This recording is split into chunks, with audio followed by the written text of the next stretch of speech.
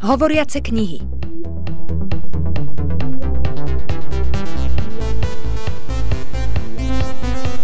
Knihy v papierovej forme obsahujú voľným okom neviditeľný kód, ktorý prostredníctvom bezdrôtovej technológie čítacieho pera umožňuje reprodukovať z kníh zvuk.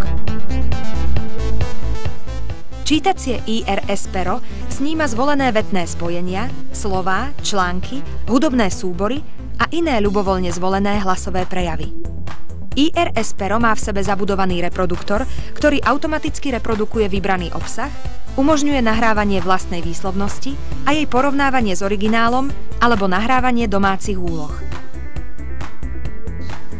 This image is reconstructed from the bones of Lucy. Lucy, found in Ethiopia. Zapojiť sa môžu aj slúchadlá a taktiež je možnosť pripojenia pera na veľké reproduktory.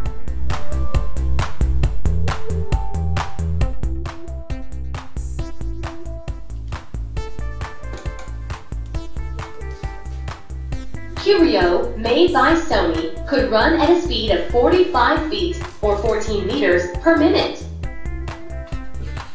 Hovoriace knihy obsahujú množstvo zvukového záznamu, ktorý nie je nevyhnutne obsiahnutý v písomnej forme. Študujúci má tak možnosť získať množstvo informácií, ktoré by sa do obyčajnej knihy nezmestili. Zároveň má možnosť cvičiť si porozumenie hovoreného slova. 100,000 elephants. Its elevators, the fastest in the world, have a speed of 40 miles per hour or 65 kilometers per hour.